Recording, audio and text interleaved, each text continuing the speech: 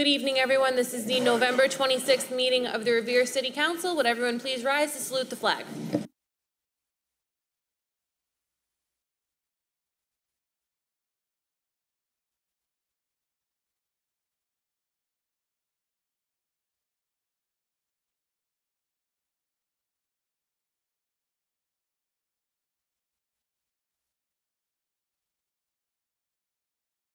Roll call of the members. Councillor Guanasso. Here. Here. Councillor Keefe. Here. Here. Councillor McKenna. Here. Here. Councillor Morbido. Here. Here. Councillor Novoselsky. Here. Here. Councillor Patch. Here. Here. Councillor Powers. Here. Here. Councillor Rizzo. Here. Here. Councillor Rotundo. Present. Here. Councillor Zambudo. Here. Here. And Council President Janino. Here. Here. Quorum is present. Calendar item number 2, approval of the journal of the regular meeting of November 5th, 2018. So move. Calendar item number 3, hearing called is ordered for the purpose of establishing the fiscal year 2019 tax rate. This is a public hearing, so at this time I'll call any proponents. Good evening. Dana Branchiforti, Chairman of the Board of Assessors, here with board members John Berendria and Matthew McGrath. We're here tonight for our annual visit on the residential factor. We would ask the council to vote the minimum residential factor of a 0.895158. What that does is allow us to apply a 175% shift onto the commercial tax rate. So that allows us to get a split tax rate and give us the greatest benefit for the residential taxpayers. So it allows us to give the lowest tax rate allowed under the law. So again, we'd urge you to vote that residential factor tonight. If that is voted, the proposed tax rates for this fiscal year would be $12.11 for the residential and $23.68 on the commercial rate. I also did include in the packet was a summary of all values in the city and what happened to them this year. So if you were to look at that LA4 comparison report provided, on the last column, you would see the differences between last year and this year's assessments.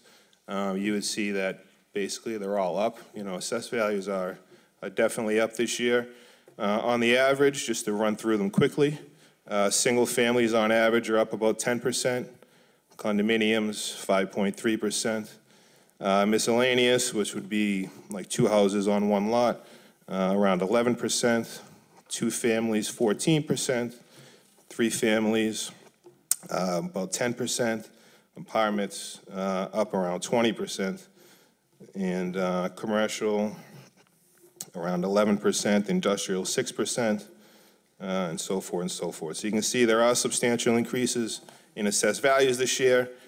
So even though the tax rate itself is going down about 6.5%, give or take, you know, assessed values are up, so we're probably going to see some increases in individuals' tax bills, depending upon, you know, your properties. We are here for any questions that you may have. Thank you very much. Are there any proponents, any other proponents here this evening?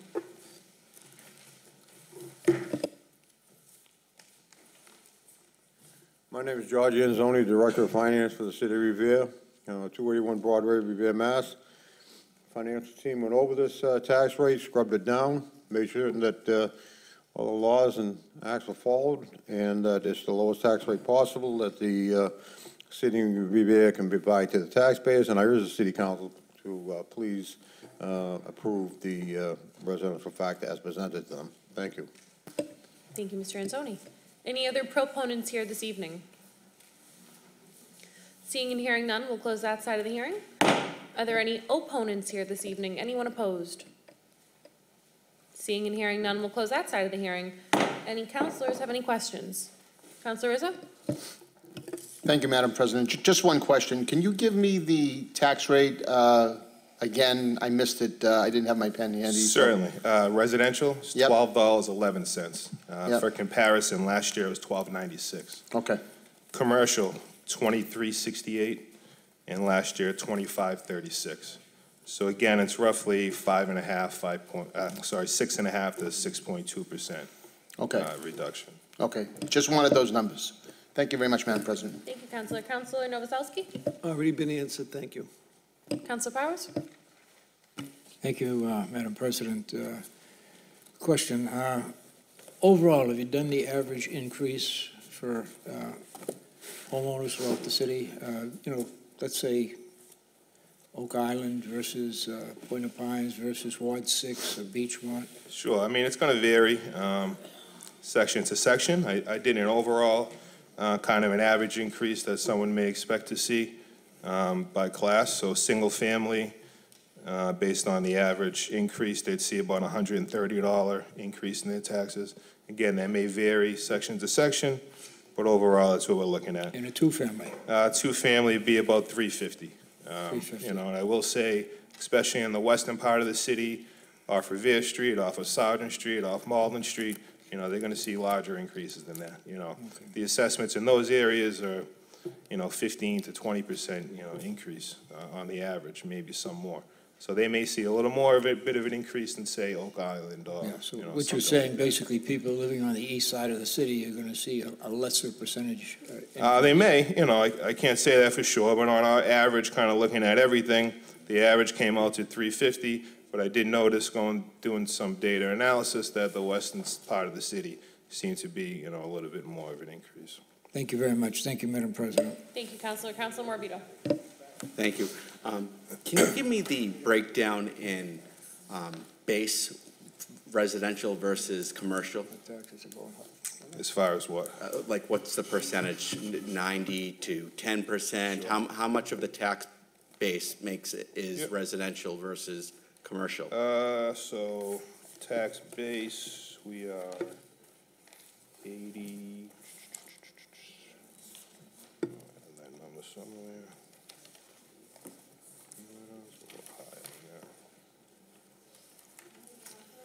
Residential are 87%, and about 13% commercial, industrial, personal property.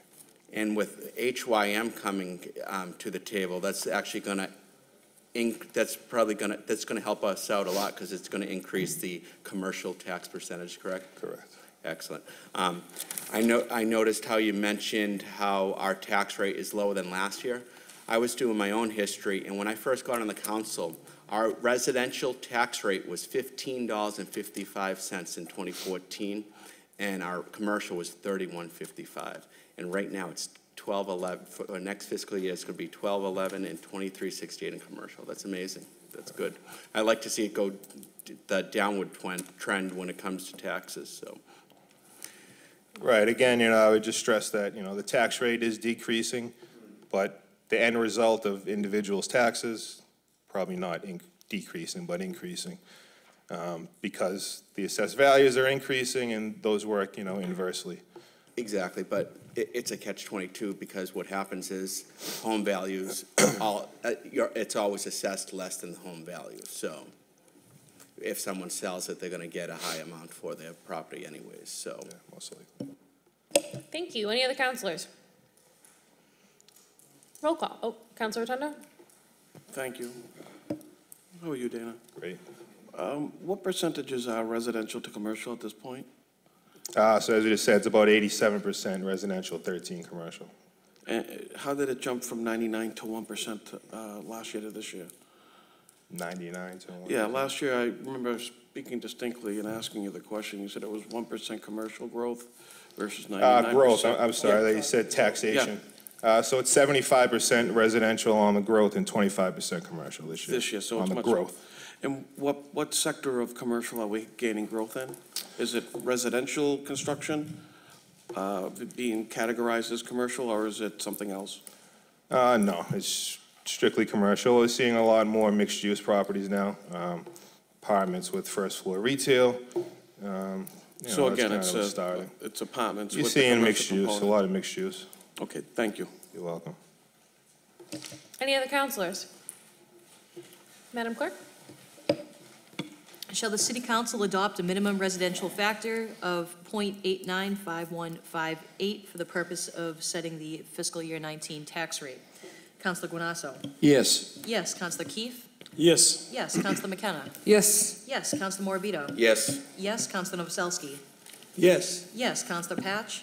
Yes. Yes, Counselor Powers. Yes. Yes, Counselor Rizzo. Yes. Yes, Counselor Rotundo. Yes. Yes, Counselor Zambudo. Yes. Yes, and Council President Janino. Yes, Yes, the residential factor has been adopted. thank you. Thank you, councilors.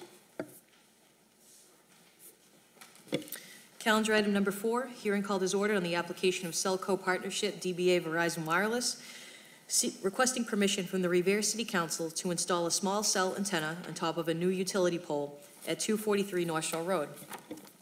Proponents, Thank you, Madam President, members of the council. For the record, my name is Victor Manugian. I'm with McLean Middleton Professional Association, 900 Elm Street, Manchester, New Hampshire. And I appear before you again tonight on behalf of Verizon Wireless. This one is a small cell installment on top of a utility pole.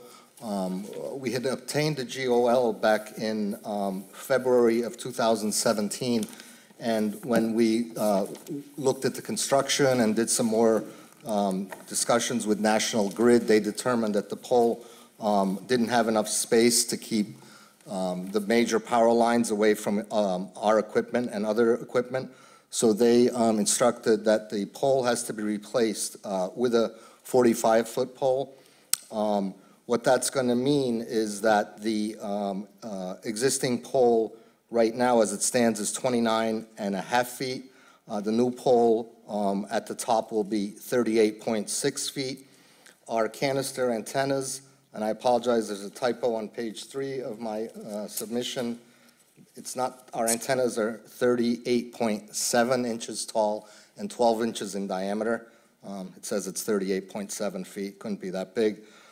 So when you attach the antenna to the new pole, the height will be 42 feet 8 inches, and when on the existing pole, it would have been 33 feet 6 inches. So we're approximately going to be 9 feet higher. A while ago, when these were first going through the city, we would get the GOL petition and then an electrical permit. Since then, it's changed, so we have to go through a site plan review committee.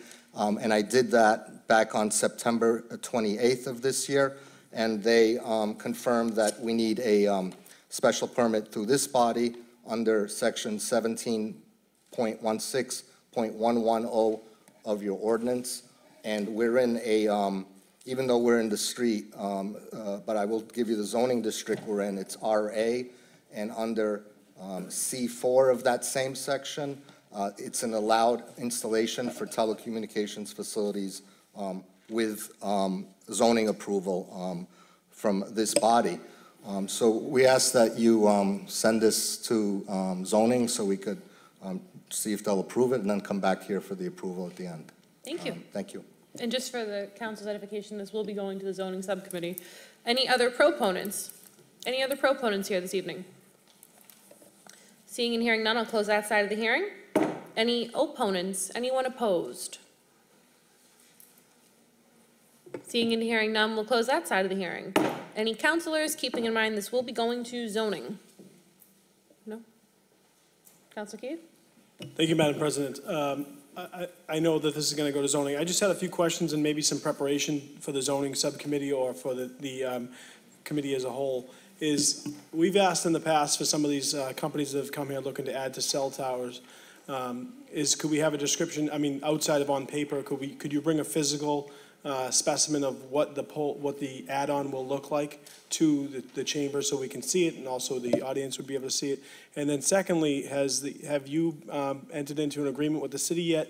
Or are you planning on entering into an agreement with some sort of almost a lease-like agreement where many other cities and towns have, we're starting to offer that, and I know that the city solicitor's office is working on some documents to create that formal agreement where it's basically you're releasing the space annually and re-upping. Has any of that been done? And this would be the same question for the next, there's another pole company coming up after this, so.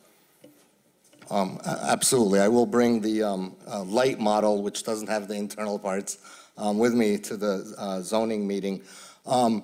What you're talking about is a master lease agreement, but those are generally for city-owned poles, not for privately owned poles that are jointly owned by the utility companies. So in this case, we have an agreement with N-Grid to attach to their pole, and under the state and federal law, they have to allow it. They charge a minimal amount for that. So we wouldn't be looking for that for this particular pole because it's a jointly owned pole by utility companies.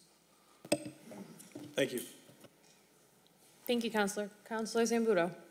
Thank you, Madam President. Not to look like an extortionist, there are other ways of, there are other agreements that can be made separate from National Grid, and I would hope that you would entertain such an agreement. Now, I don't think I'm allowed to talk about that as a special permit, but it's been done in the past, and I'm sure you'll be amenable to that. Thank you. Absolutely. I'll take that back to the client. Counselor Patch. And again, this is going to zoning. I understand, I'm sorry, Madam President, but I just want to mention, National Grid has not been very good to the city with double poles, not repairing streetlights, the lockout. What is it that the city and the residents can't get any mitigation?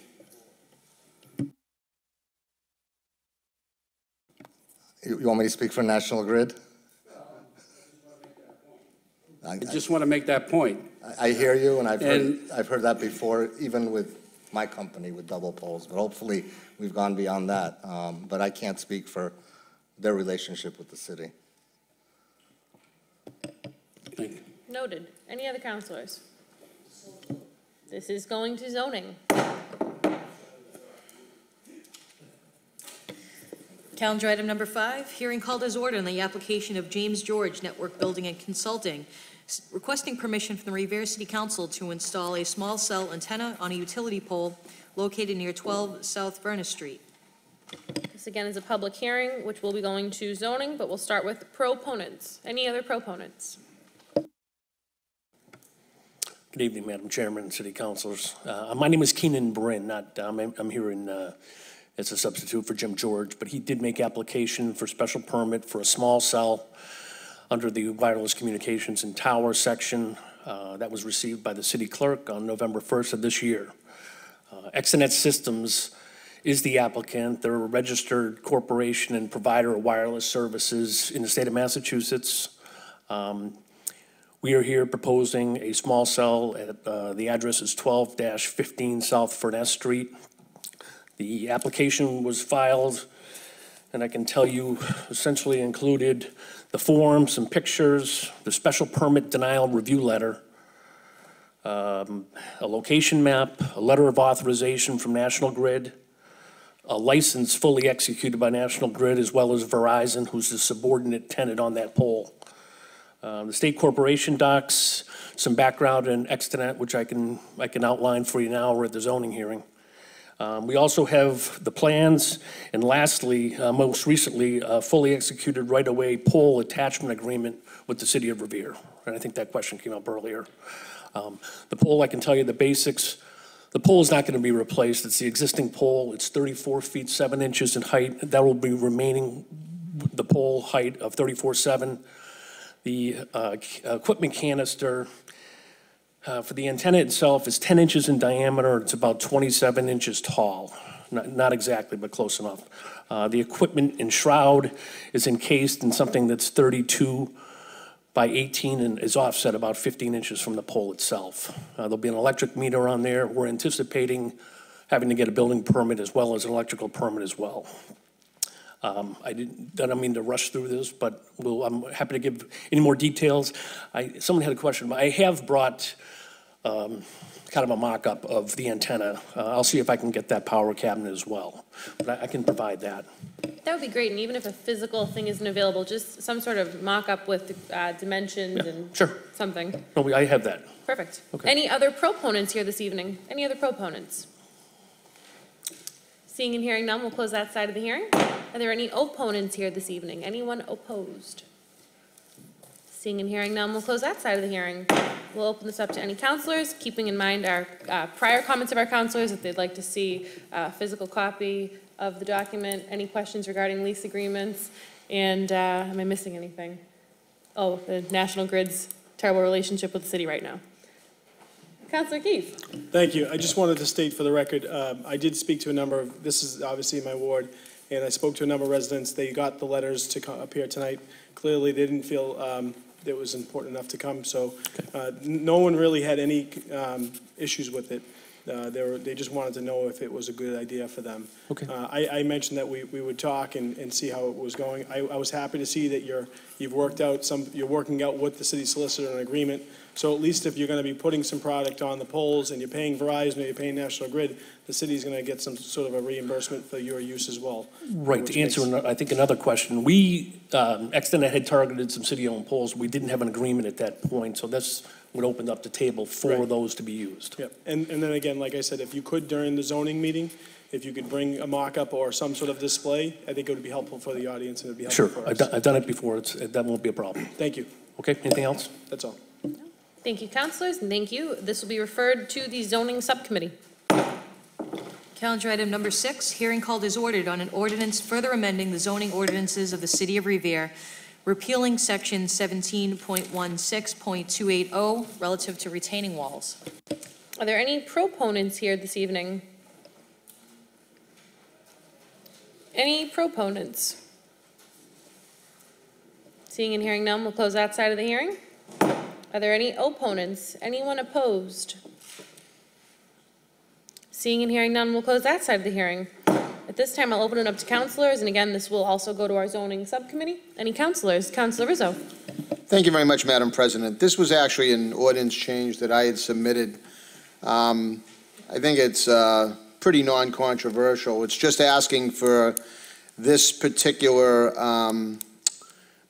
section to be stricken and allow the city to use the state code, which makes more sense. Right now, anybody putting up a 3-foot retaining wall has to get a registered civil engineer plan. It's just unnecessary when the state code calls for 4 feet.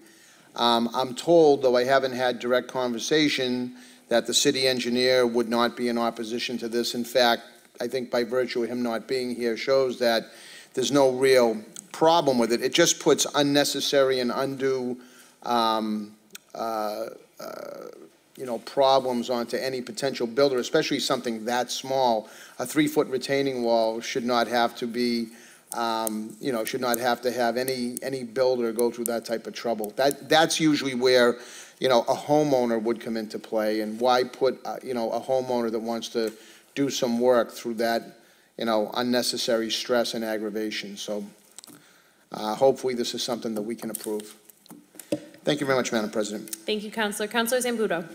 Thank you, Madam President. This certainly sounds like something I can support. I've had instances where people were furious that having to build a 3-foot wall, they had to get a registered engineer to do the drawings for them at an expense that, so what I'd like to see is at the zoning committee, both the state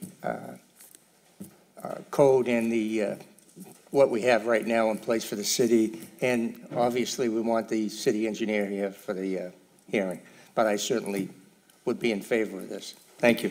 Thank you, Councilor Zambudo. Anybody else? This will go to zoning. Calendar item number 7 is the zoning subcommittee report. So the zoning subcommittee met back on November 19th, and at this time I'm going to open it up to Councilor Rotundo for his committee report. Thank you, Madam President. I'd like to take a moment of personal privilege. During the meeting, it was discussed that the Innovation Building was mitigation for the city of Revere. After taking a look at the filings with MIPA, extensive review of videotapes of various meetings, as well as reports here in the Journal, I have to say that the Innovation Building is not mitigation for the city of Revere. In fact, it's reiterated both on the East Boston side as well as here in Revere based upon the filings in 2.7 of the 450-page document submitted to MIPA.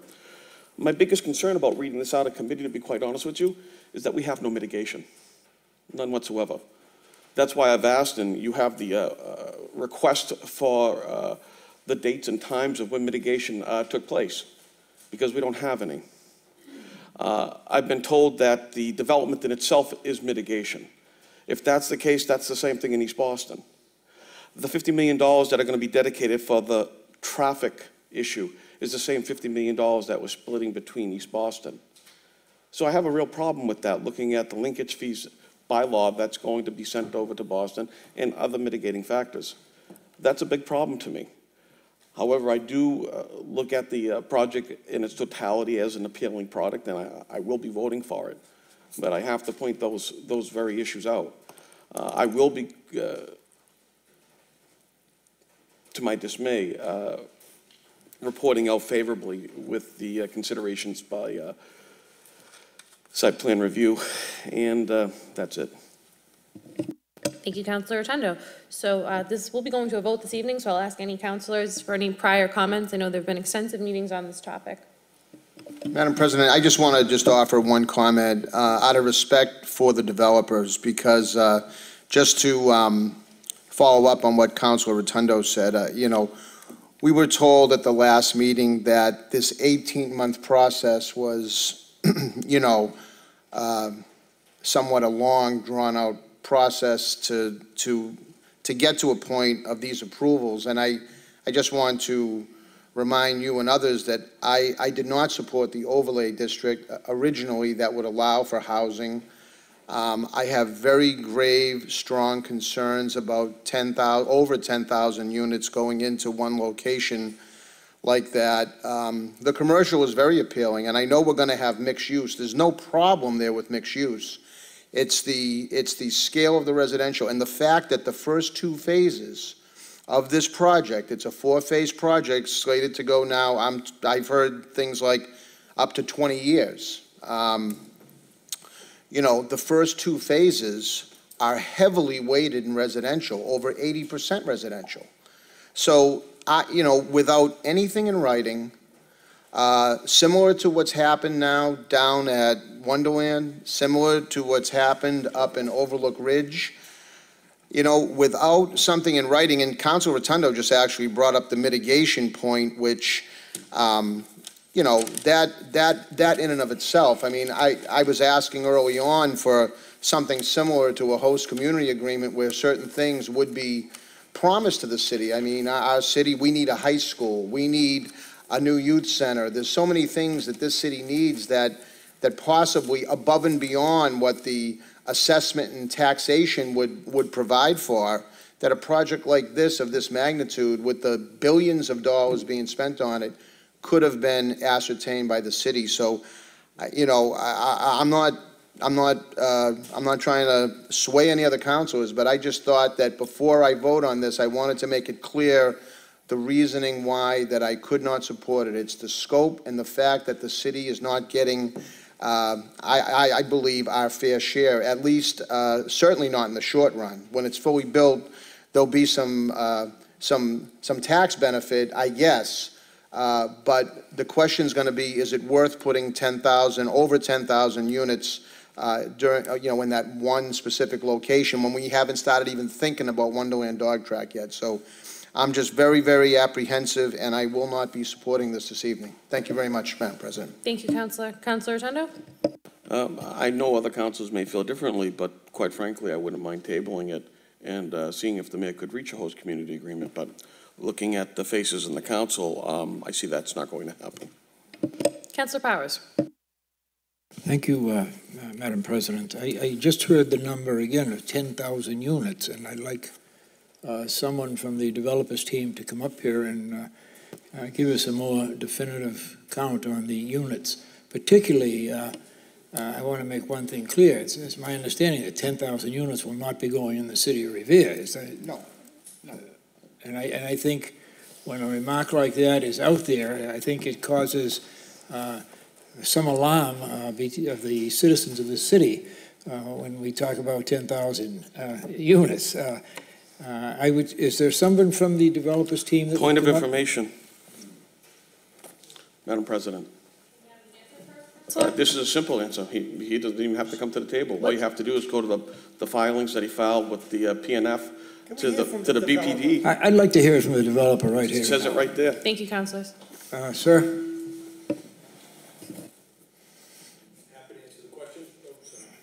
happy to answer the question. As we've said a number of times in this forum, as you know, this is a very big site. It's 161 acres. Over 60% of the site is located in Boston.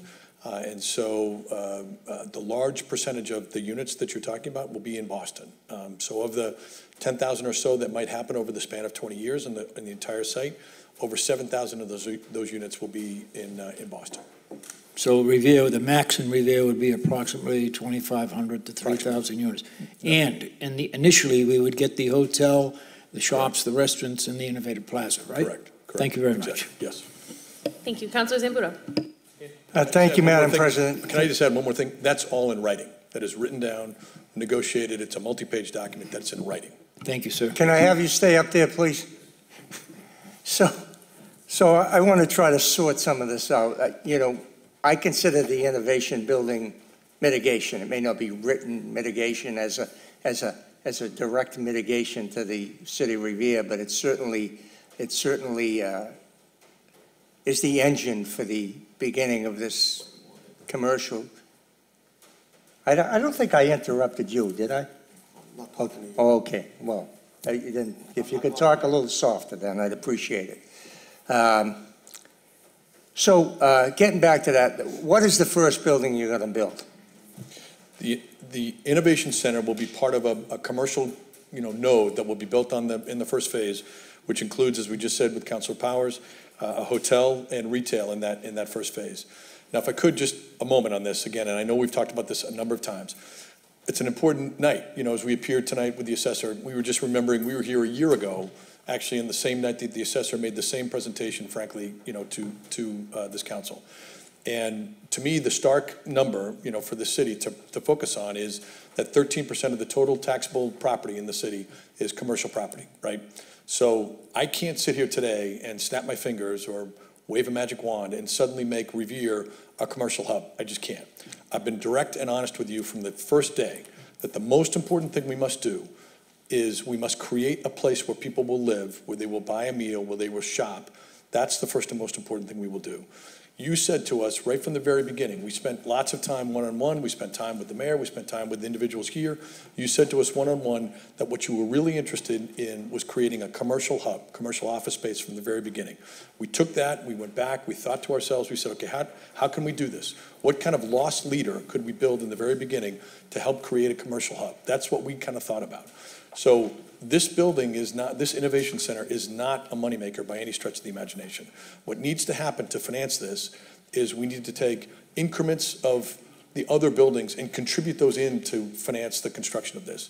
But we've promised you that we would do that. We promised that in writing. That's in the document that is before you, that was filed before you. We will build that in the first phase. So and that is needed, by the way, to create an atmosphere that is different today. I would invite all of you to come stand in the middle of the horse barns today, okay? Just stand by Beachmont Station, right in the middle of the horse barns, and think about how we would try to get some company anywhere to locate an office building there.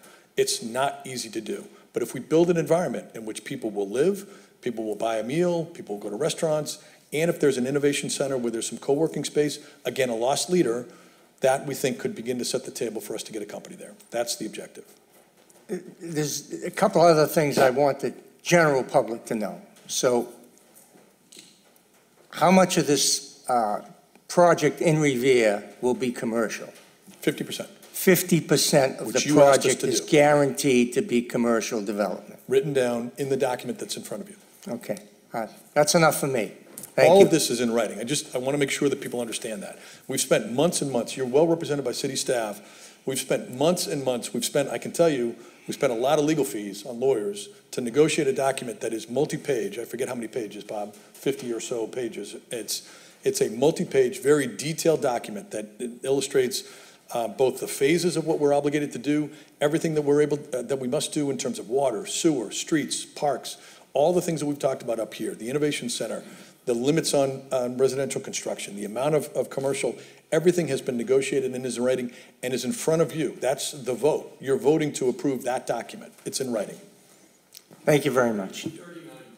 39 pages, I'm sorry, not 50, I apologize. Councilor, can we see if any other councilors have questions first? Any other councilors have any questions or comments? Councilor Rotundo. Thank you. Mr. O'Brien, if I'm not mistaken, you bought the property May 2017? Yes, we brought the property about May of 2017, that's correct. Exactly, for $155 million. That was the investment that your company, which is an investment company, made $80 million from the Ozark Bank, I believe that you, from what it states in the documentation. There is a land loan on the property Yep. as of right now, yep. And part of that, you put in a letter of intent in, I believe, November 2017 with Boston, the BPDA, and then subsequently PNF in order to help attract Amazon. And part of that was why you had to go to Plan B, because Plan A didn't work because Amazon chose to go elsewhere. Amazon was a surprise. Correct. This is what you do. This is your business, and everybody's acting as though, you know, this is just a one-way street here. You know, this is a two-way street here. I'm not asking for any sympathy. No, I'm not. I totally agree with you. Of course. We're just telling you here's Everything what that we do. you say is actually in the document. Yes. The first 10,000 that you proposed for Amazon is there. It states it. It's on page 17. I remember at the top of my head. But more importantly, it changed because Amazon doesn't come, and now Not true. And now What we did was, no, Counselor, what we did was we proposed two alternatives, right? So at the time, when we purchased the property in May of 17, our plan was to build, you know, the numbers of units of housing, the commercial pieces. The commercial, I will tell you, as much as, you know, as we went into this kind of having some assumptions about what the city of Revere might want, the ardor for commercial property and the need for commercial property was something that was not what we fully expected. So we did have to kind of rethink that a little bit on our side, you know, right from the very beginning. But you changed your proposal because you helped instruct us on that. But we were on that path. Well, these Boston taught you helped is what I'm instruct us talking on that. about. No, you helped instruct us on that. As we get down that path, the Amazon thing came in September, I think it was September the 8th or 9th or something like that of 17. And then the response was due on, I think, October the 20th or Right. so of 17. So we scrambled to try and figure out, okay, how can the program be adjusted to accommodate Amazon's requirement for 8 million square feet, which we think was a worthwhile thing to do. It was absolutely worthwhile. We all competed well. Everybody, you know, we felt And this good is my about it. point. Yeah. That's business. Yeah. That's what you're here to do. Everybody's acting like this is, you know, you're doing this for. Councilor Rotundo, with all due respect, you chaired several hour-long meeting on this topic that you had the opportunity to ask any questions, as well as this entire council did. We've discussed this multiple meetings. Are there any other questions? Do you have any other direct questions you need to ask If this you're going to evening? allow the levity for other people, and I thought I would take advantage of it, I already gave you my report. It's up to you to put it to a vote or not. Thank you. Do any other councilors have any questions, comments, concerns, or anything else? Councilor McKenna. Thank you, Madam President. So enlighten me, because I might not know this, but is it mitigation, not money, but is it mitigation, new sidewalks, shrubbery, trees, lighting in our side of Revere, bike paths, walking paths, making the city aesthetically pleasing? Isn't that a part of mitigation, a mitigation program to go into Beachmont Square and do trees and new sidewalks and lighting down Winthrop Ave and on our side of the fence? Could I say, I agree with you, Counselor. Could I state it in a slightly different way, which is maybe Sure. the opposite, which is every project that comes before you, 100 units, 10 units, 20 units, 300 units, every individual project that comes before you has a relatively small amount of work that they must do, and sidewalks immediately in front of them, maybe they do a little bit on, depending on the size of the project, maybe they do a little bit of street reconstruction, things like that. They do a hookup for water and sewer, but there's nobody that comes before you and has to do, you know, the acreage of open space that you've pointed out, Counselor, the work that we have to do, the miles and miles of work that we have to do on streets, on bike paths, and we didn't go into this kind of saying, okay, let's just do the minimum of what we can do. We have aspirations, I think, that you've shared with us. We have aspirations of taking the site and making it into something special, not just to kind of slam it up there quickly and, gee, you know, we did the best we could. We want this to be a long-term investment that we can all be proud of. So we've budgeted hundreds of millions of dollars, well over $300 million across the entire site for open space, for roads, for bike paths, all those different pieces. And believe me, these have been met with tough conversations with our investor group, But we've budgeted for it, we're good to go, we've committed to it, we've said we're gonna do it, it's in writing in front of you, and we're gonna deliver this. We wanna join hands with you, and we wanna get started. We envision a groundbreaking next year at Beachmont Station, which can be a great celebration, and we invite all of you here, however you feel about the project. We want you to be here with us as we start a new day. I think it's a wonderful project, and I'm going to vote yes tonight. Thank you. Thank you. On that note, Madam Clerk, roll call. Shall the City Council grant the relief requested by the petitioner, subject to the findings and conditions of the Project Review Board? Councilor Guanasso? Yes. Yes. Councilor Keefe? Yes. Yes. Councilor McKenna? Yes. Yes. Councilor Morabito? Yes. Yes. Councilor Novoselsky? Yes. Yes. Councilor Patch? Yes. Yes. Councilor Powers? Yes. Yes. Councilor Rizzo? No? No. Councilor Rotundo? Yes. Yes. Councilor Zambudo? Yes. Yes. And Council President Janito? Yes. Yes, the Suffolk Downs PUD has been Madam approved. President, suspension of rules. On suspension, all in favor? All opposed? So ordered. Reconsideration? Motion reconsideration not prevail. On reconsideration with hopes that it does not prevail, all in favor? All opposed? So ordered.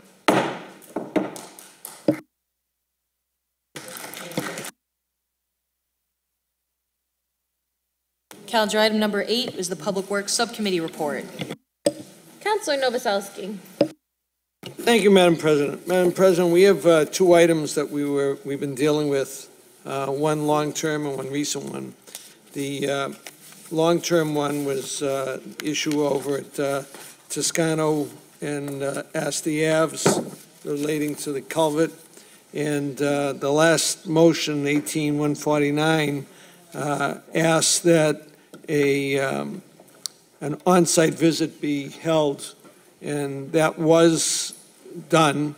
And we, as I stated during the meeting, there was representatives from MassDOT, 3 to be exact, nobody from DCR, Representative Vincent, DPW Water Superintendent Donnie Charmello, and members of the Public Works Subcommittee. The city superintendent of water sewer, Donnie Charmello, has been very active since that meeting, going up there and make sure that the trash racks are clean and that the Phragmites have been cut back, even though the state said they would do it, they did not. And Superintendent Charmello's crew cut back 3 feet on either side of the ditch to make sure that the Phragmites don't fall in and fill it in during the wintertime. So, that's been working out very well, and we did get a commitment from MassDOT to increase the size of the fence along the highway in the back of the private properties on Asti Ave at the intersection of Toscano and, I guess, Toscano Ave. So at this point, we completed our task. We got people moving on it. There's nothing more that we could do. We thank Rocco for bringing this forward and pursuing this for his last 30 years. And, we did the best we can under the circumstances, and hopefully the superintendent will keep an eye on it, and will keep pursuing MassDOT to do their part. So with that, the committee voted to place this on file.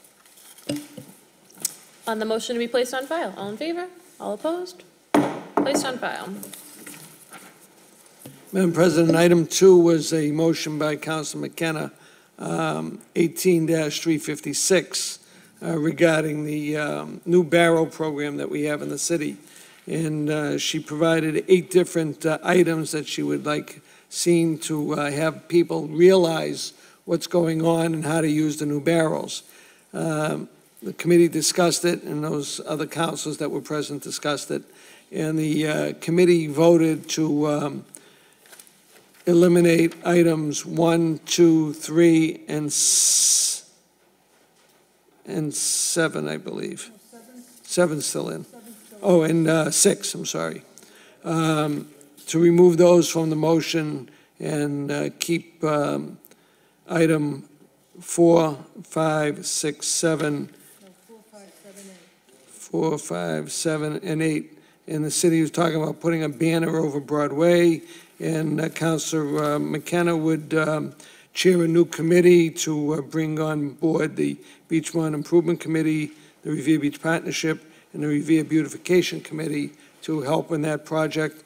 And also, 2 items, 4 and 5, dealt with having high school students work on the project to send flyers home to the parents and let them learn how to, what goes into recycle and what's going to happen with the new blue barrels to try and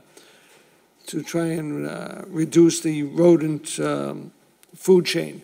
And I think we do want to thank the mayor for his work on the rodent problem, hiring outside vendors to go around the city and bait properties that were, and I say were made homes by the rodents, and also the new barrel program, which makes everybody use a covered barrel on their property and also on the sidewalk during pickup day. And that's about it. And thank Council McKenna, and that's the recommendation from this committee. So, councilors, is it the committee's recommendation for it to be voted out with the amendments that you stated? Yes, ma'am. Okay. On the motion as amended, all in favor? All opposed? So ordered. Calendar item number 10, communication from the Conservation Commission relative to a donation of certain parcels of land on Bates Street for conservation purposes from Joseph Festa Construction Company. Anyone wish to speak on this? Madam President? Councilor? Madam President, Bates Street's the area I represent, and Mr. Fester and his in good thoughts has done this previously to the satisfaction of the neighborhood, and we look forward to the transfer of the ownership. Thank you. Madam Clerk? No. Roll call? Shall the City Council accept the donation of certain parcels of land on Bates Street for conservation purposes from Joseph Festa Construction Company? Councilor Gabnasso? Yes. Yes. Councilor Keefe? Yes. Yes. Councilor McKenna? Yes. Yes. Councilor Morbido? Yes. Yes. Councilor Novoselsky? Yes. Yes. Councilor Patch? Yes. Yes. Councilor Powers? Yes. Yes. Councilor Rizzo? Yes. Yes. Councilor Rotundo? Yes. Councilor Zambudo? Yes. Yes. And Council President Janino? Yes. Yes, the land donation has been accepted. Madam President, Councilor McKenna? could I make a point of personal privilege, please? Absolutely, Councilor. So 2 weeks ago, well, about a month and a half ago, I had a forum, and the residents came from Taft Street, Vinyl Street, Wilson Street, and Victoria Street, and they told me that they were getting flooded. There was a lot of flooding going on. So I called Donnie Charamello, and I asked him if he could look at the sewer, clean the sewer pipes. Well, he did. He went above and beyond. Him and his workers went above and beyond, and they opened the sewer covers, and they went down, and they took out 11 yards of debris. So I just want to compliment, we don't give enough credit to some of our departments that work very, very hard in the city, and I just want to compliment Donnie Jamella and his workers for doing an outstanding job. And now these people don't have any flooding in their streets. So thank you very much for the water department and Donnie Jamella. I really appreciate your help, and keep up the good work. Thank you. Thank you. This time, we'll move on to motions. I did speak with Councilor Rotundo before the meeting, and some of his motions will be combined. Councilor Rotundo just notified me that he would be withdrawing calendar item number 11, which is Council Order 18-374, in addition to withdrawing calendar item number 22, which is Council Order 18-385. Okay. So on that note, we'll be combining 14 and 15, as well as 12, 13, 18, 26, 27, and 28, Counselor? So all the HYM will be combined, and then the 2 heating fuel assistance ones will be combined. You comfortable with that? Totally. All right. So we'll start off with calendar item 12, which will now encompass 12, 13, 18, 26, 27, 28. Counselor Rotundo. Do you want me to read them? You want to Okay, read? sure. So calendar item number 12, which has since been combined with the other motions, presented by Councilor Rotundo, that the mayor request Frank Stringy, Bob O'Brien, members of the Suffolk Downs Advisory Group, and/or any consultant advising the city on the Suffolk Downs development to appear before the city council. Further, that the mayor be requested to have a Suffolk Downs webpage added to the city's website. A link to the new page should be in bold on the main screen of revere.org. A calendar showing all DAG community and subcommittee meetings should be included, in addition to links for any and all drawings, design, and traffic studies. Further, that the mayor and/or Bob O'Brien request members of the Suffolk Downs Group, Suffolk Downs Peer Review Group, and member of the Suffolk Downs Project Review Board as a whole or through representation of leadership appear before the city council to provide the city council and/or zoning subcommittee with information. Further, that these groups provide the city council with their perspective and assessment of the project from the October 26th, 2018 city council meeting and subsequent zoning subcommittees if needed. 26. Additionally, that the mayor or HYM present the minutes of the meeting in which the mitigation for the Innovation Center took place, and that the mayor, city clerk, and HYM present a document and/or a vote in which the Innovation Building was agreed to be part of any mitigation package for Suffolk Downs. And finally, that any and all documents related to Suffolk Downs be translated to Spanish and Arabic if possible. Councilor Rotundo. Thank you. I take a look at East Boston and see their filings with the BPDA, and it's very succinct. They have it on their website. Anybody can go there and get them. They're chronological. They can be translated into Spanish in some cases. Considering our population right now is probably about 35% Hispanic and English as a second language is very prevalent. Probably another 10% is of Arab speakers, and I think that would be a service to them. But more importantly, I want to know for the next round with HYM what mitigation we're getting. I don't remember or recall a single date in which any mitigation took place, period. I don't agree that having sidewalks done and shrubs are mitigation. If that was the case, then quite frankly, Overlook Ridge has overdone their bid here, because if Charlie would like to speak about it, they were given many streets that they had done for the city of Revere, as well as $2,000 per unit, as well as a fire station. That's mitigation. So I want to see what mitigation we're going to get out of HYM. This is a multi-billion-dollar project that's going to span over 10 to 20 years. It's going to be the largest project in the history of Boston, based upon what they're saying performance-wise. When you look at their documentation and their iterations, both in Revere and Boston, this will be the largest product that's in Boston, larger than Assembly Row. So I'd like to see what we're going to get, and if we don't have anything, I would like to start making some strides in order to set up certain legislative guidelines, such as housing linkage, and perhaps work with CAPIC in developing affordable housing. Additionally, a job trust training program through CAPIC, and for example, Bunker Hill Community College, as well as Cambridge College, where they do a lot of job development. We have a significant amount of people in our community that could use training, and more importantly, that trust fund would add to it, and perhaps maybe scholarships and so forth. This is something that the peer review group and others that have sat down and, quote, advised Mr. O'Brien, I believe that they should also be advising us what they see, what their perspective is, because at the end of the day, we're the ones responsible for their insight.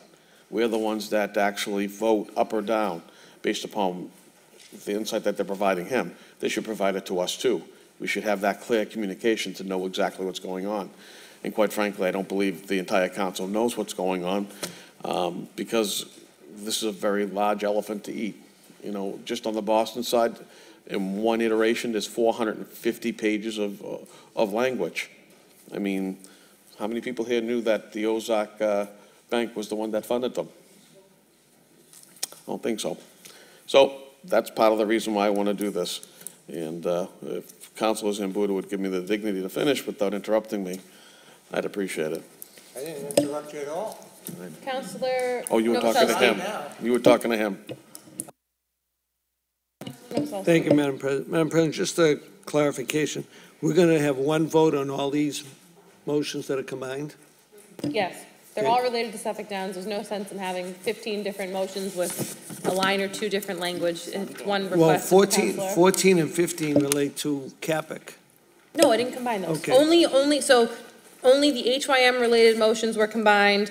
The two heat assistance related motions were combined, separate. Separately, okay. So right now, we're only talking about all of Councilor Rotundo's motions Relating to relative Suffolk to Downs. Suffolk Downs and HYM. Okay. That has been one. My issue with that is, because, you know, some of these I don't want to vote for, but there's a couple that I do want to vote for that are combined. You know, and specifically, you know, the Spanish and Arabic Madam translations. So, you know, I would like to vote on that separately if I could, you know, Through you, Madam President, to Councilor Novoselsky, I would suspect that this goes into committee and then you could actually choose up or down based upon that. I don't know what the. No, she said we're voting. I don't know what Well, councilors, I believe most of the issues that we're discussing relative to this have already been before the council and we've voted on. So some of it's irrelevant to the point of this meeting. Some of the issues in it are still relevant. But the matter of it is, we're trying to take a bunch of different things from a bunch of different places. If there are anything in there that you wish to strike, They're all we relevant can- because they're all ongoing.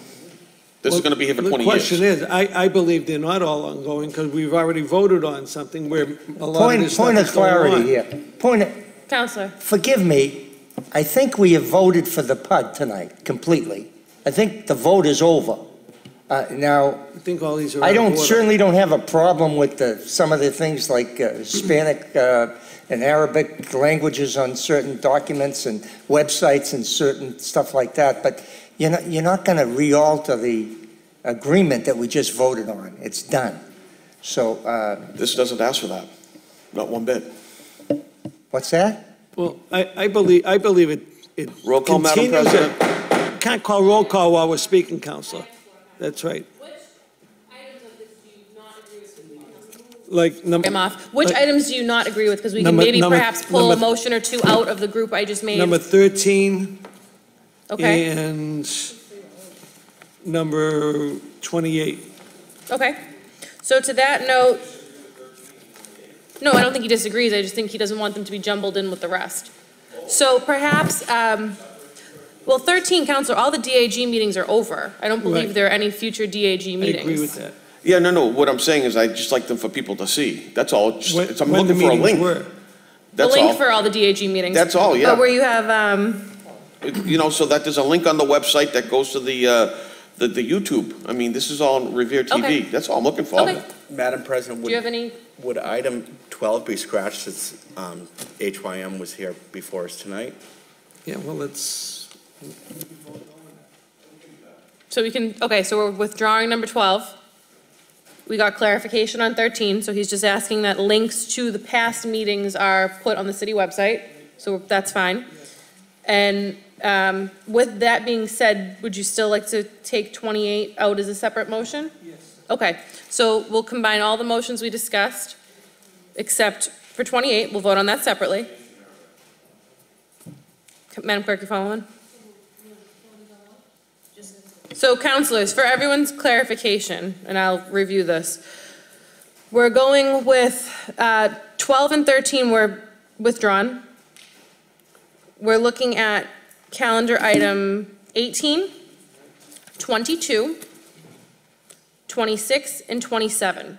28 we're going to take up separately. Nope, 22 is withdrawn. So one more time, 12, 13, and 22 were withdrawn. So we're only talking about 18, 26, and 27. 28, we're gonna take up separate.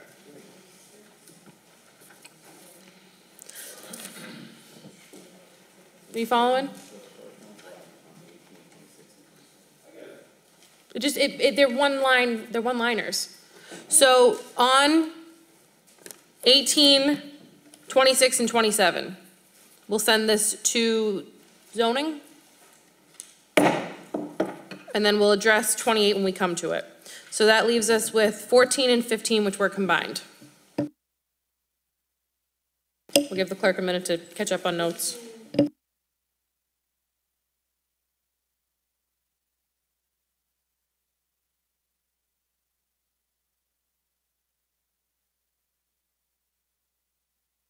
And I'm sorry, Council President, just to confirm, 13 is being withdrawn as well? That was for the website request.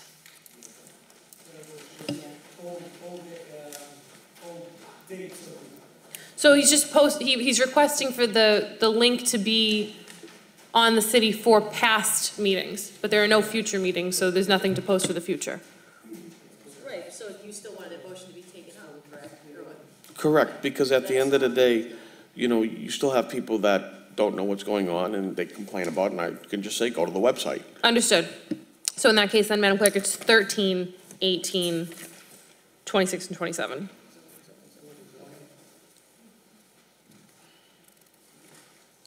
Okay, that leaves us with 14 and 15, which will be combined. So calendar items number 14 and 15 have been combined to read as follows. Motion presented by Councilor Rotundo that the mayor be requested to provide a link on the city's website for information on where to obtain fuel assistance. In addition, that the mayor and the city council send a letter to our state and federal delegation requesting more fuel assistance aid for groups like CAPIC. Councilor Rotundo. Speak for yourself. Any other councilors? Councilor Novoselsky. Thank you, Madam President. Madam President, the link on the city website for fuel assistance to CAPIC is a good idea. I don't mind sending the letter to the state delegation and the federal delegation, but I know they always make a point, especially the speaker and Rosalie Vincent, to put extra money in the state budget for CAPIC every year, and I know Councilor Zambudo agrees with this because I see him shaking his head. And I know you've been on the board, and you know, and we can always ask for more money. There's no issue there, but I think we ought to vote this and let it go through. Thank you. I think it's a great motion. On the motion, all in favor? All opposed? So ordered. Calendar item number 16, motion presented by Councilor Rotundo that the mayor be requested to provide the city council with all correspondence between, to and from, the mayor's office and the state auditor. Councilor Rotundo. Thank you, Madam Clerk. I got a letter from the mayor strictly coming from Mrs. Bump, which is Auditor Bump, excuse me, which is a little different than what was reported in the paper. Well, that said, I'd like to know, considering that response was in, I believe, late October, I'd like to know what letter was sent and when, and what was asked for, because I was hoping he was going to come back and ask for guidance, but that did not happen. So I'd like to see what the correspondence said. Thank you. Any other councilors? Madam President. Councilor. Madam President, everybody's holding up their packet, I say, and everything is in here that you've asked for. Letters to and from and history of the whole audit, so I don't believe there's a reason for us to proceed with that. Well, with all due respect, I did not get it in my packet electronically, or at least I can't download it. Councilor, it was mailed via U.S. Postal Service, so it was physically mailed to City Hall, and it was in our physical mailboxes.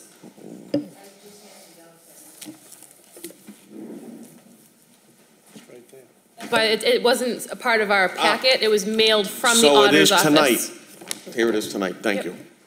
On that note, would you like to keep the motion in, or? No, withdraw, please, because I didn't realize we got it tonight. 17.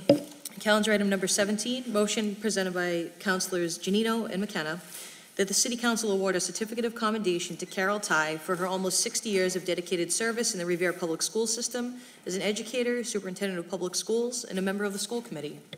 Thank you, Madam Clerk. If I may, very briefly, and I'm going to hand it over to Councilor McKenna.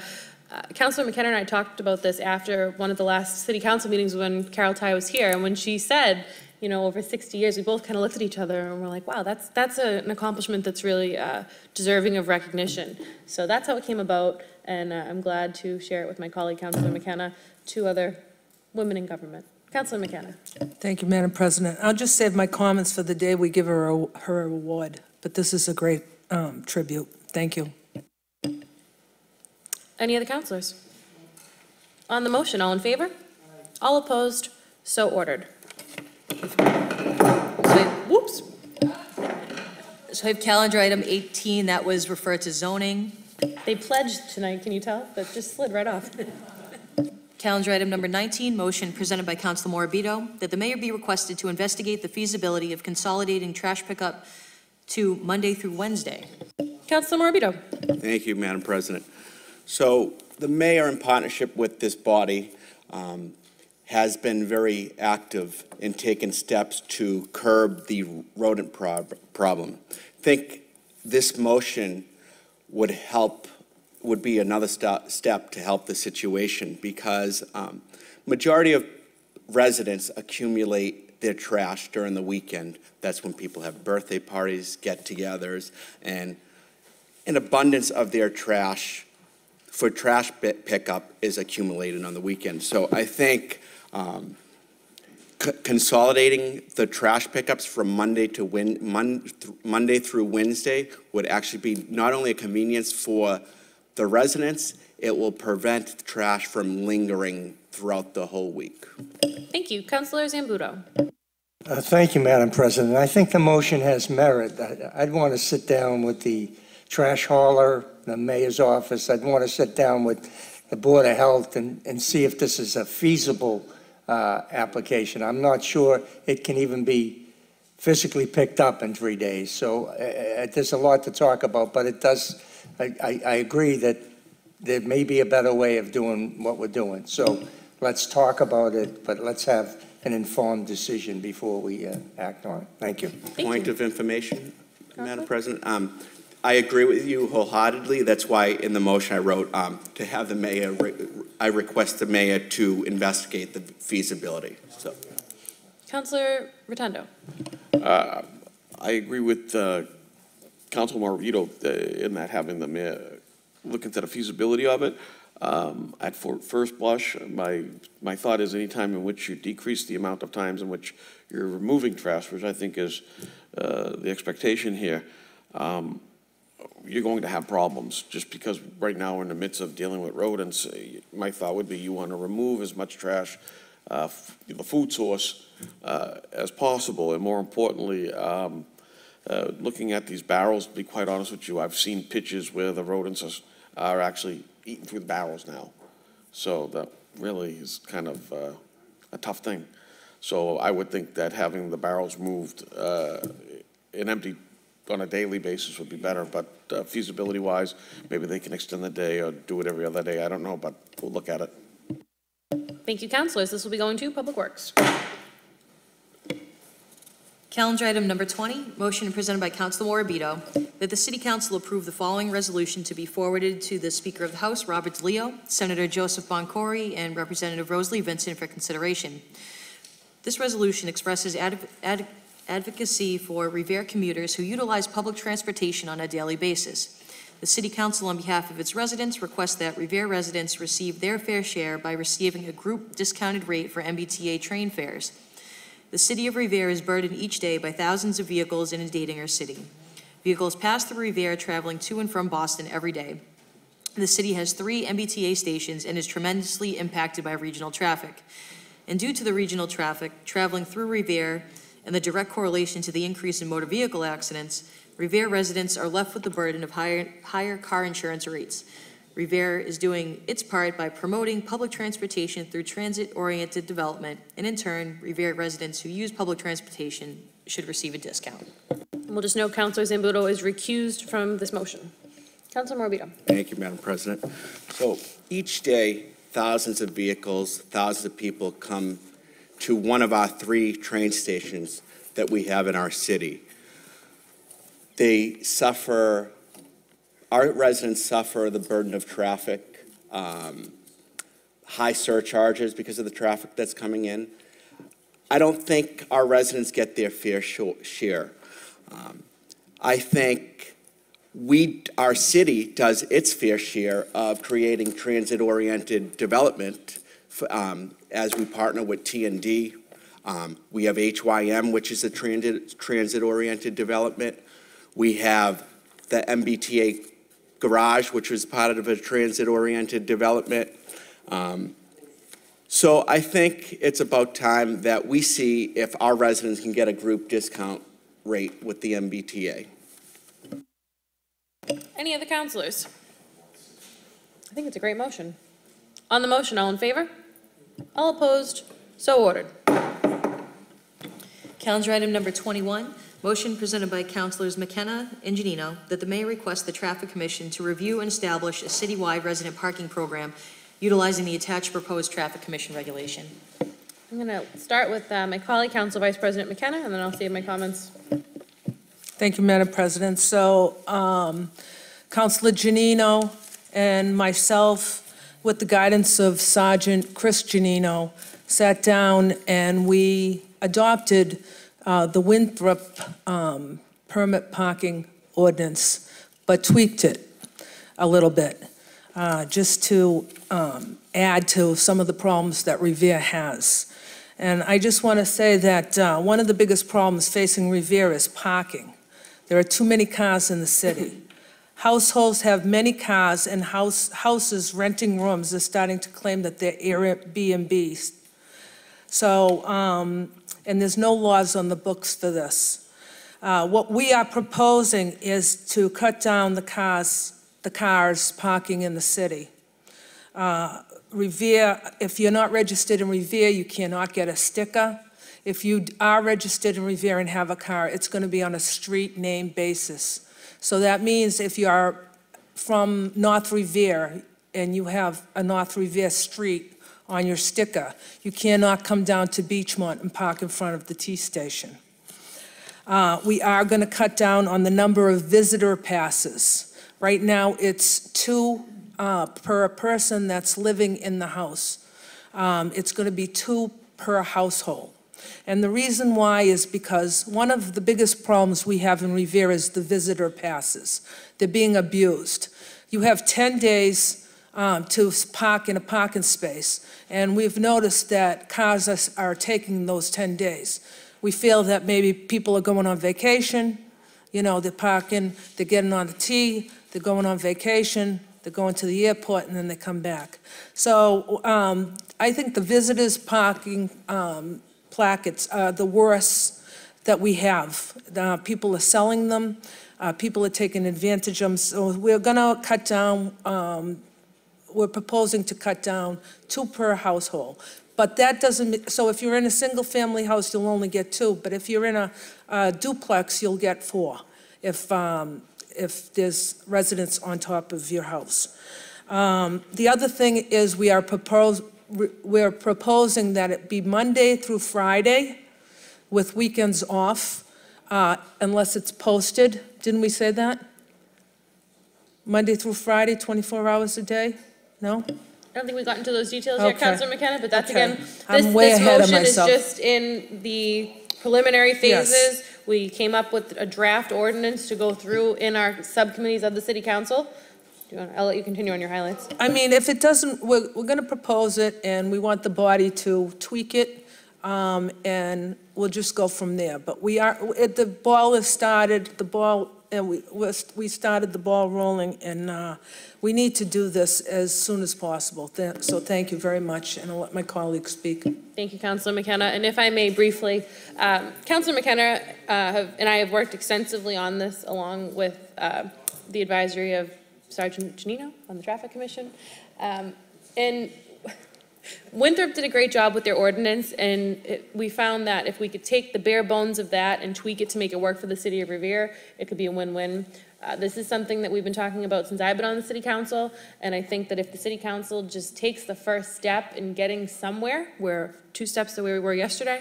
So we sat down, we came up with some really good language, but it's our hope to take it apart with the city council, to put it in the subcommittee, put it through its paces, allow the people, from the city to come up, ask questions during subcommittee, and get it to a really good place. I think it's a really, really good draft, but there's always room for improvement. So I look forward to taking it apart in subcommittee. Are there any other councilors? Councilor Guanasso, then Councilor Keefe. Thank you, Madam President. Obviously, Councilor Keefe and myself was putting a motion into for resident parking, and I'm certainly pleased to see that my 2 colleagues, female colleagues on the board, feel the same way, and I know each and every councilor up here feels the same way. I think it's very important, but I think when we get into subcommittee and we talk about the visitor passes, people that own property, I have a particular, I can cite a site across the street, it's a 3-family. The man rents out annually to the 1st and 3rd floor. The 2nd floor he uses for Airbnb. Now, if he gets 2 visitor passes without a time frame on it, he can have virtually parking for his Airbnb tenants all the time. So it circumvents the problem of what we're trying to correct, and all among other things. So I will leave my comments for when we get into conversation in subcommittee, but I think we need to implement this as soon as possible and then work on it as we progress, but at least start something to get something on the books so that we can get an immediate relief. I can't tell you how many cars around my home are licensed outside of the Commonwealth of Massachusetts. I think it's insane. So I think, and that's coupled all over the community. So I'm looking forward to working with all of you in the next year in reference to this parking, and I hope we get it done sooner than later. Thank you, Madam Councilor. President. And if I may just give a point of information that will make you happy, according to our draft language, it wouldn't allow people that don't have a vehicle registered to that address to get a permit. So Airbnb applicants or an apartment without a tenant that was registered to the city wouldn't Great, be that's good eligible to news. apply. Good. That's the type of thing we need. Thank you. Thank you, Madam President. I don't want to get into all the specifics because I know that if you read through it, there's a lot of good ones and there's probably a few that I disagree with. But the only problem I have is we've been down this road before. Obviously, we had community meetings. We had, we were picking ward captains and going through this pretty thoroughly about 1.5 years ago. So it is a little bit of a disappointment that we're still talking about it. I would just ask that we get this in front of the traffic and the mayor's traffic commission and the mayor's office, and we actually act on it. We can keep talking about it, but we've been talking about it longer than I've been on the council. I've been talking about it a lot since I've been on the council now, and it hasn't come into fruition, and it's time. We have to do something, and there may be tweaks that we have to do throughout the years, but the number one issue that I talk to any resident about has to do with parking and how it infringes upon their daily life. So it's something that we have to do a little bit more on, and if you can just add some timelines and some dates and and we can all stand together and put a little extra pressure, I think that'll be beneficial. Thank you. Thank you. Any other councilors? Councilor Rotundo. I wholeheartedly feel that we need to have zoned residential sticker parking zoned. It's ridiculous at this point. And more importantly, you're going to catch, those that are living 20 to a house. And more importantly, you'll stop a lot of other things that are going on. So, yeah, that's what we need. We need zoned, residential parking. Thank you. Councilor Powers. Thank you, Madam President. I agree with the motion wholeheartedly. Again, I think that we have to look at every area of the city individually and make a decision as to what would be most effective for that area. I give you an example. Down on Beverly Street in Oak Island, we changed that to residential parking because it's proximity to Revere Beach. People coming in the summer don't have a place to park on the beach, particularly with the development down there now. They have to look for alternative means of parking. So they would migrate to an area like Beverly Street or Arcadia or Allerton, York, any of those streets down there, and take up parking spaces that rightfully belong to people that live there and pay taxes. Naponton Street, Calumet Street, Sagamore Street, those streets are all resident parking because of their proximity to a T station, and rightfully so. And I think the other thing that this would do would also bring more tax revenue into the city in the form of excise taxes, because there are so many cars you see in the city parked around, not just registered out of the city, but registered out of state in some areas, and we're not getting a dime of excise tax, and that would be an additional money coming into our tax coffers. Thank you, Madam President. Thank you. Any other councilors? Counselor? Okay, obviously, this is going to go to committee, but I just got one quick question. Do we have final say on this, or the Traffic Commission?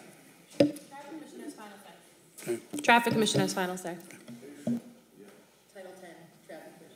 All right, this will go to Legislative Affairs. Sorry to interrupt really quickly. Related to the previous motion, I know there's some residents that are confused. There's been some new signage that has gone up throughout the city. However, the city's list of residential parking streets has not been updated on the website since March. Can you guys make that happen? Thank you. Thank you. All right, this will bring us to calendar item 23. Yep, 22 has been withdrawn. So calendar item number 23, motion presented by Councilor Rotundo, that the City of Revere develop a linkage fee for residential and commercial development. Councilor Rotundo. Thank you, Madam President. We need to do this for Housing Trust and Job Trust. I spoke about it earlier tonight.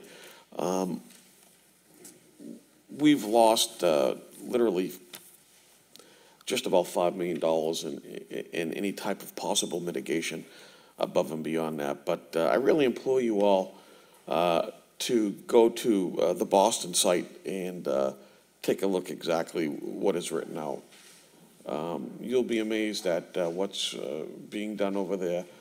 And if you take a look at the density, we are far denser on this side of the street than they are on that side, for obvious reasons. But we need to do something and possibly even think about, as what Dan said, a community host agreement.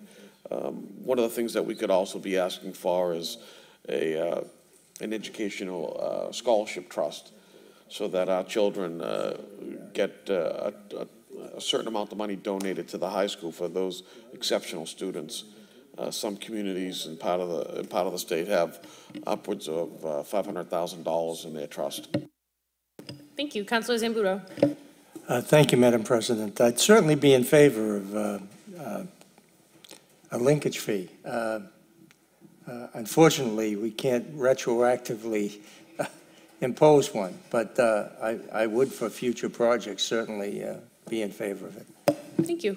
Councilor Novoselsky, do you have a point, Councilor Rotundo? Actually, I believe we can for phases thereafter. So, I would propose this and have Councilor Capizzi ruling on this.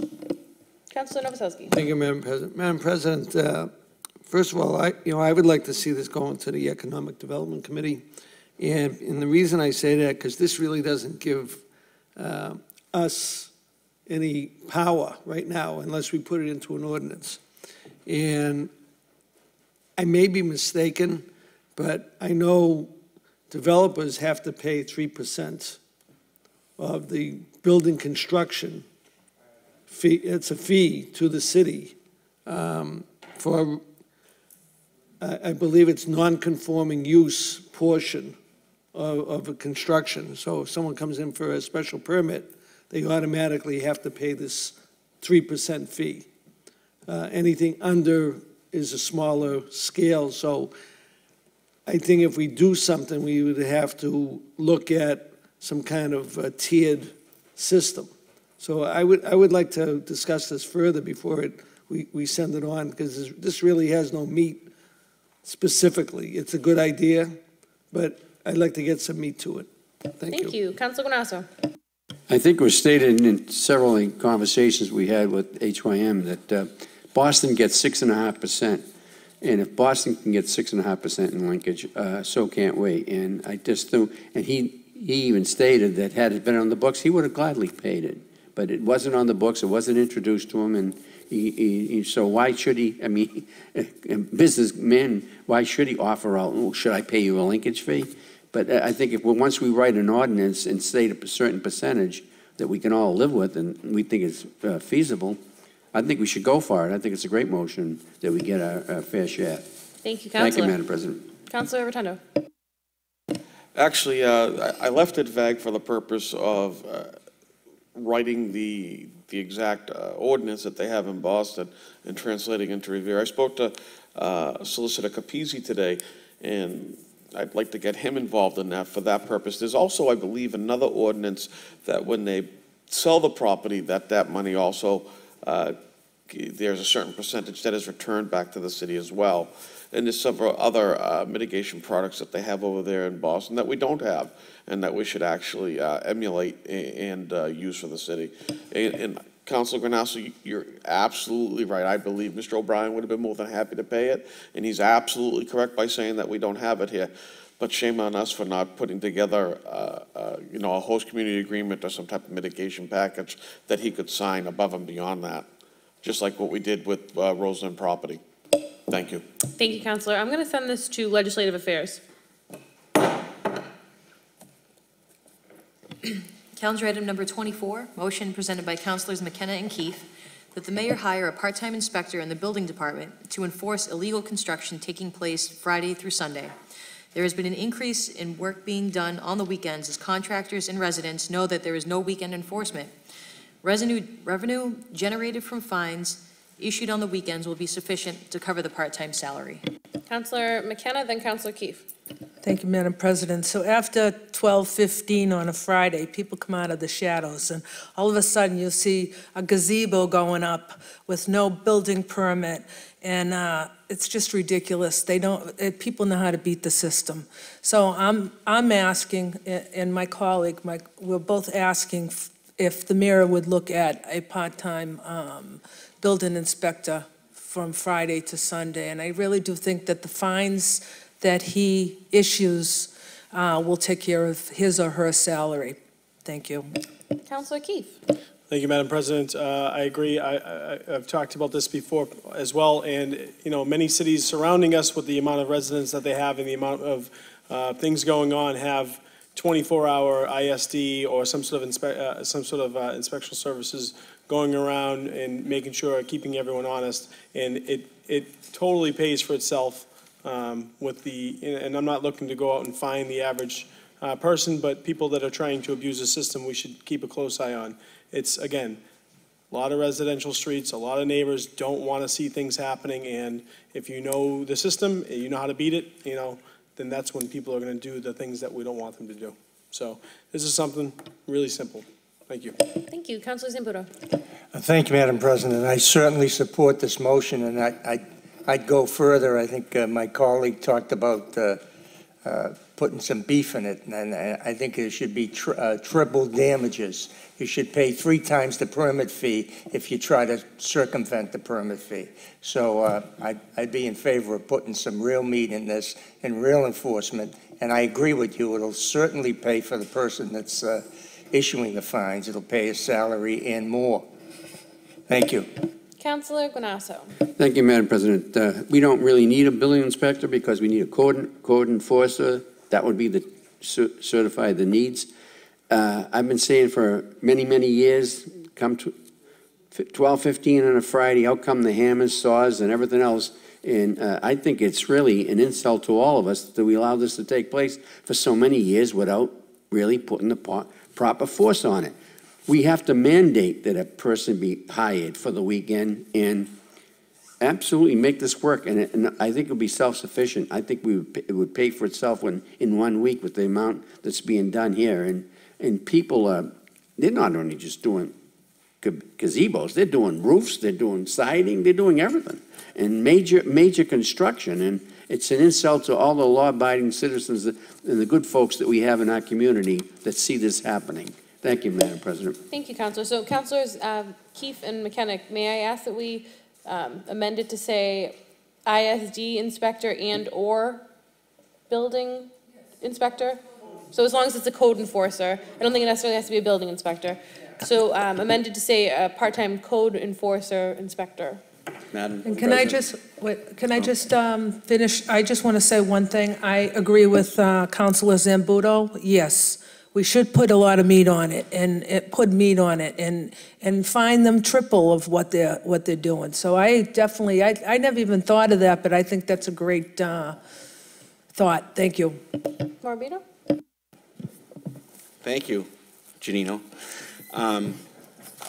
I just wanted to, I was actually going to put forth a motion next week to ask the mayor to actually add a full-time building inspector, full-time electrical inspector, and another full-time plumbing inspector, because they are so far behind. The electrical inspector is like 136 appointments behind inspections.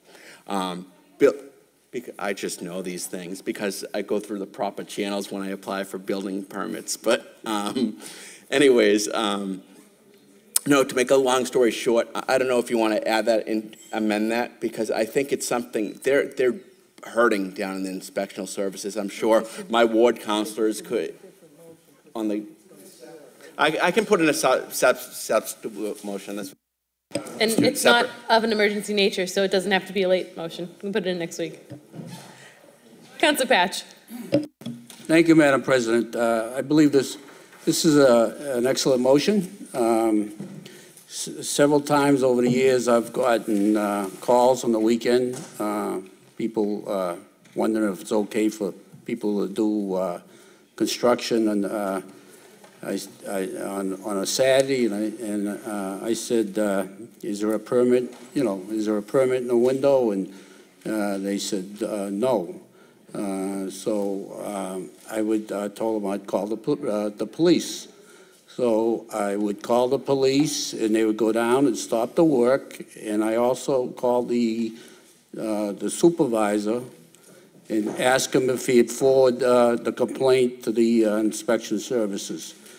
But this is a, I don't know if everybody would do that.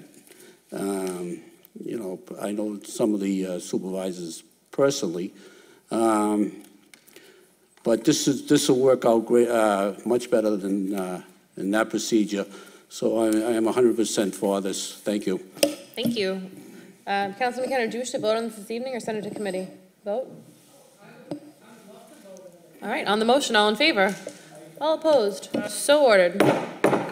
25. Calendar item number 25, motion presented by Councilor McKenna that the mayor request the DPW, in conjunction with parking control, to arrange for street sweeping on the even side of Beachmont to be completed the first week in December. Unfortunately, due to the rain on Tuesday, November 20th, and the amount of leaves in the gutter, the sweeper was barely able to complete the route, leaving mostly all of Beachmont unswept. Councilor McKenna? Thank you, Madam President. So I put this motion in, and then I talked to Mayor Rico and Paul Agenzio, and what they did was they added, for the Beachmont residents, tomorrow, they added a second sweeper, and they put an all-call out, which I thank you for that, to the Beachmont residents. It's not mandatory you move your car, but we hope you do, and it's not mandatory to give you tickets. But we hope you move the cars because we have a lot of leaves on the street and snowfall is coming soon. So, and that just gets in the way. So if you can, park your car somewhere safe and let's move our cars. Thank you. Anyone else? Councilor Powers. Thank you, Madam President. As I've discussed with Councilor Novoselsky, I think that one of the things that is sorely lacking in this city is a Vector-type truck that could be used during the fall season when leaves are dropping from the trees and blocking up the sidewalks, catch basins, causing flooding, and just those two particular issues there would make a big difference in the quality of life in this city. Thank you, Madam President. Councilor Novoselsky. Thank you, Madam President. Since Councilor Powers opened the door, I have been in discussions with the mayor about using a vacuum sweeper around the city from October 15th to the end of November every year, and he said he will include that in the next year's budget and contract, so there's enough to cover it. Thank you. Thank you, Counselor. If I may briefly, I think that's a great motion, and that's a great point to the vacuum sweeper, because I know I've driven behind them and you watch it and it doesn't really, it kind of moves it, but it's still there. So I think it's a great thing that we'll be doing, and a great motion. On the motion, all in favor? All opposed? So ordered. Now, was 26, was that referred to zoning? Was that included in the 26 combination? 26 and 27 were included with 18 and 13, correct? Very good, thank you. So So 28 is calendar item separate. number 26 was referred to zoning, 27 referred to zoning, and 28 separate. So calendar item number 28 is a late motion presented by Councilor Rotundo. Then any and all documents related to the Suffolk Downs be translated to Spanish and Arabic if possible. Councilor Rotundo. Speaks for itself. Any councilors? On the motion, all in favor? All opposed? So ordered. Calendar item number 29, motion presented by Councilor Keefe that the mayor request National Grid to install a light on the street pole at the corner of Oxford and Mountain Avenue. Councilor Keefe. Thank you, Madam President. I know I don't typically do this. I did reach out to our representatives at National Grid, and I know that sometimes there's a cost to the city, but just reviewing this area, talking to the residents, it's a really dark spot on that corner, and if we can find the free cash to put into this area, I would like to have that done. Thank you. Any other councilors? On the motion, all in favor? All opposed? So ordered. Calendar item 30. Late motion presented by Councilors McKenna and Janino that the following amendment is offered for the proposed ordinance relative to snow and ice removal on sidewalks. This is referring to Council Order 18-037. So under Section B, requirements for ice, it shall read, discharged water from sump pump pipes shall be redirected away from public sidewalks and/or streets, causing unsafe or hazardous conditions to pedestrians and vehicles. In Section A, requirements for snow and/or slush, manager and tenant are removed from this section, and the owner of the property is solely responsible for clearing of snow and slush in accordance with this section. Councilor McKenna? Thank you, Madam President. So we have a big problem with the discharging of sump pump pipes that run water off into the sidewalk and streets. And now that it's getting cold, it's going to freeze, and it's a menace to pedestrians and moving cars. So Councilor Janino and I would like to add this into our motion, the ordinance that we have for removal for snow and ice, and put it into Councilor Zambuto's legislation affairs before next week's monthly meeting. Next week's monthly meeting. So, and have it voted as a whole, because the cold weather is coming, and this is going to be a big issue. Thank you. Councilor Novoselsky. Thank you, Madam President. Madam President, congratulations, Councilor McKenna and Council President Janino. Just this week, I put in 5 311 requests to stop this from happening. But it's not only sump pump, it's also roof drains. So I would like to include that in this, for discharge from water from sump pumps and roof drains, or as Councilor Keefe stated, any discharge. Because it is a dangerous situation. We have a situation on Florence Ave where somebody is, it's a roof drain. It's not even a sump pump. There's a roof drain, and it's on a 4-inch pipe, PVC pipe coming down their front yard out of a wall, and it's about waist high when people walk by it. They have to walk in the street, and the elevation there to the street is not very good. And when it gets down to the corner of Centennial and Florence, sheet of glass last week, very, very bad. And I've asked for a sand bucket to be put at that location. But I think if we add roof drains into this package, I think that'll cover it, or, as stated, any drainage. It is a very bad situation, and I congratulate you on it. Thank you. Thank you. Councilor Batch. Thank you, Madam President. Again, a great motion. I've had several complaints about this icing on the street caused by this, the sump pumps. The Asti Ave has about 3, but the problem is also that